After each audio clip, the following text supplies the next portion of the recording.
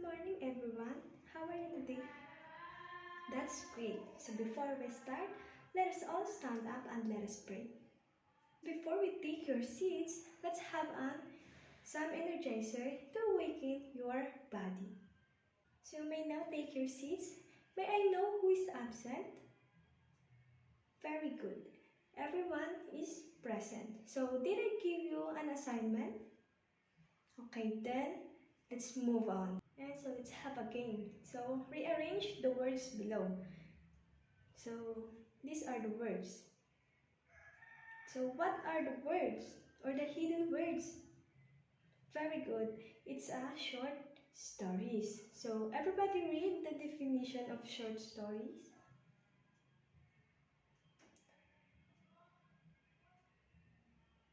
Very good. Thank you, kids. So now let's have a short recap about our topic last week. So we have what we have discussed last week. Okay, very good. So what is novel? Great. Thank you. Let's have a short game. So did you know the game Pass the Message or Message Relay? Great. So the first student in front will send the text or read the text here, then pass it to the second student. So up to the last. Then the last student is the one who tell it to me. So are you ready? Okay, so let's start. I have here a short story entitled The Lion and the Mouse. So let us all read it in chorus. Are you ready? Okay, let's read it. What the story is all about? Very good. It's all about the mouse who dumped into the lion. So what's the title of the story again? Great. Who are the characters in the story? Fantastic. So that's the story of the lion and the mouse, considered as a short story or not? Why? Excellent. So who can give me the meaning of short story? Yes. You're right. Aside from having a few characters, what else? Very good. It is short from the word itself, short story. So is there anything else? Very good. So this is shorter than 100 or 1000 words, or commonly 100 to 150 words only. So I am going to discuss to you the 5 elements of a short story. So number 1 is character. What is character? Okay, so a character is a person or something, even an animal, who takes part in the action of the short story or other literary work. So they are the lead or hero in the story. So number 2, the setting. So what do you think it is? Very good. It is a time and place. So in short, it is the location. So authors often use descriptions of landscapes, scenarios, buildings, seasons, or weather to provide a strong sense of setting. So number 3, the plot. So what is this? Okay, so plot is a series of events and character action that relate to the central conflict. So words, this is a order of events happens in the story. So number 4, the conflict.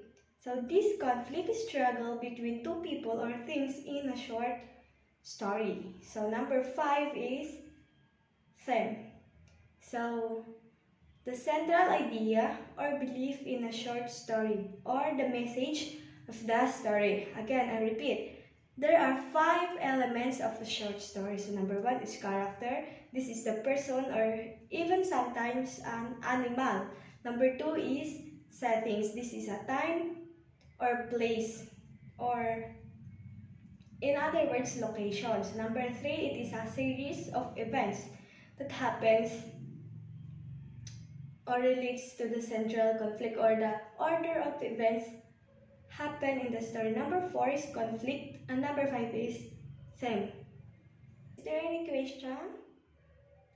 If none, let's move on to your group activity. So I am going to group you into two, and I'll give you an activity. Okay, so this is the direction. Identify the characters, plot, setting, conflict, and the theme of the story. So before I give the title of the story, you can go to your groups now. So for the group 1, the story is entitled The Goose with the Golden Eggs. And for the group 2, entitled The Ant and the Grasshopper. So I'll give you 5 minutes to finish that task. So you can start now. Time's up. So let's check your answer. Group 1, can you read your answers? Okay, that's right.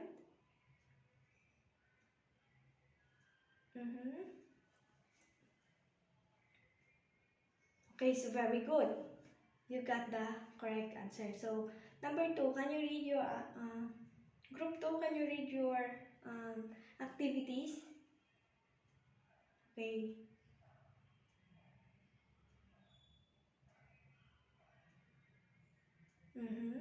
So good. Okay, so everybody is right. Okay, so you can go back to your proper seats now.